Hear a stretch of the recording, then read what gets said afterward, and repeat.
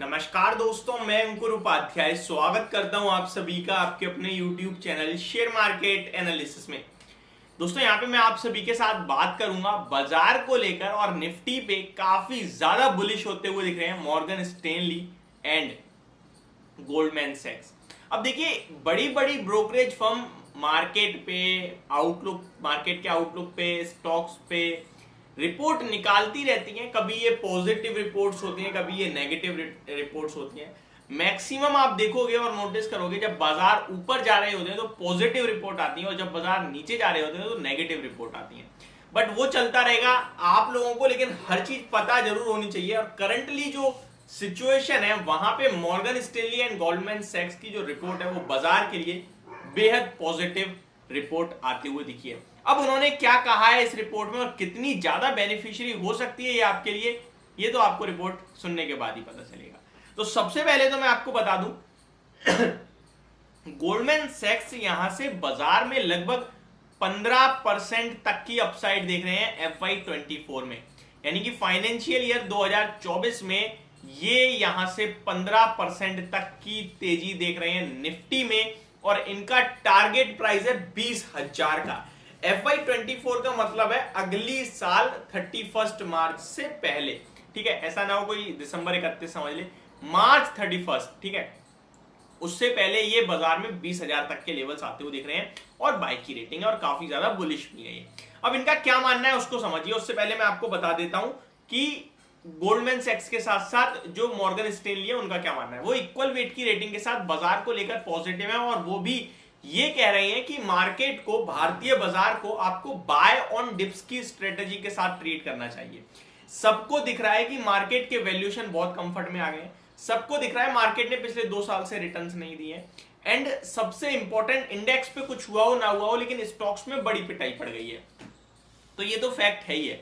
यहीं पे ये माना जा रहा है कि जो डिमांड आउटलुक है, जो डिमांड है इस समय, उसकी कमी बिल्कुल भी नहीं आ रही है भारत में। डिमांड आउटलुक अभी भी एकदम स्ट्रांग है और करंटली भी जो डिमांड है वो स्ट्रांग है।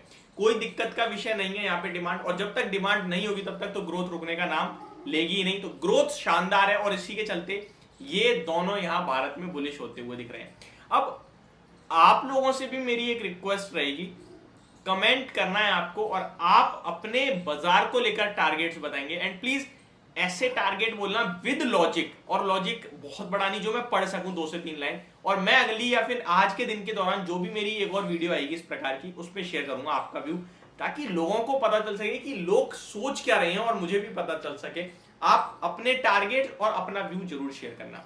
अगर स्टॉक्स की बात करें तो देखिए, इंफ्रा में बढ़िया मूव चल ही रहा है ऑलरेडी और यहीं पे तेजी और बनने की उम्मीद है।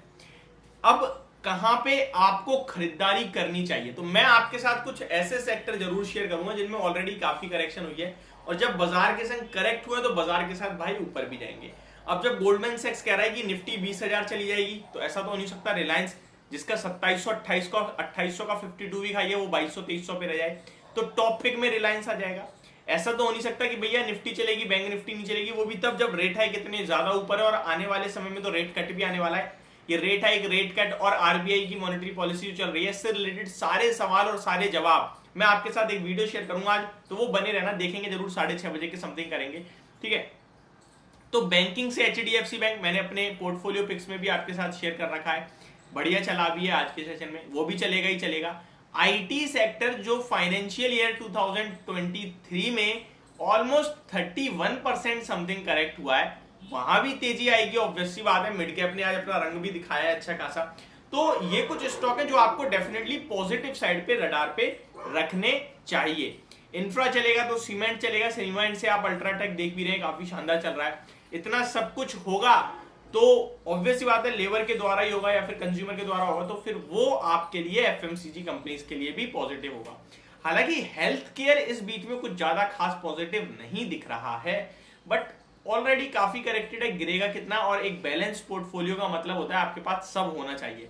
तो अगर आपके पास फार्मा है, दैट डजंट मीन कि आप बेच दो क्योंकि उसमें शायद कुछ तेजी न दिखे। इनफैक्ट मॉर्गन स्टैनली ने तो ये भी कहा कि वो हेल्थ केयर और फार्मा को लेकर उतने खास बुलिश नहीं है, उन्होंने तो इस सेक्टर के ऊपर ये भी बोला है। तो ये लेट्स सी यहाँ पे तेजी बनती है नहीं बनती, ऑलरेडी काफी करेक्शन है, बट डीवीज लैग मेरी टॉप पिक रही है और अच्छी खासी करेक्शन में है।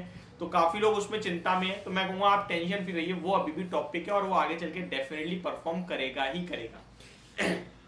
सब कुछ बताने के बाद एक दो पर्टिकुलर स्टॉक के नाम भी बोलना चाहूंगा। मिड कैप आईटी से OFSS ऑलरेडी शेयर करता है, लेकिन टाटा एलएक्सआई को आपको नहीं छोड़ना है। टाटा ग्रुप के ऑलरेडी 17-18 शेयर्स हैं, जिसमें टाटा इन्वेस्टमेंट कॉर्प मैंने आपके साथ पिछले हफ्ते ही रिकमेंड करा था, जहां मैंने आपको बोला भैया टाटा ग्रुप पूरा करेक्ट हो गया, भरोसा सबको है। आज टाटा इन्वेस्टमेंट का 10% शेयर भागा है, लेकिन आपको यह समझना है कि वहां तो आपने पैसा इसलिए लगाया क्योंकि आप वो 10 के 10 share 17, 20, 18 total I think 17 shares हैं वो नहीं खरीद सकते, लेकिन आप पर्टिकुलर के लिए किसी स्टॉक में जाके आप भरोसा कर सकते हो। तो आपके लिए टाटा एलएक्सआई अच्छे खासे लेवल पे मिल रहा है, ध्यान देना चाहिए आपको। आपके लिए टाटा ग्रुप से बहुत अच्छी अच्छी कंपनियां हैं जो बड़े बड़े प्राइस पे चल रही हैं, जहां आप ढूंढोगे तो मजा आएगा। यूनाइटेड स्पिरिट्स काफी अच्छे लेवल पे ट्रेड कर रहा है, 3-4 साल से कोई रिटर्न नहीं दिए, तो वहां आपको डेफिनेटली मौके ढूंढने चाहिए।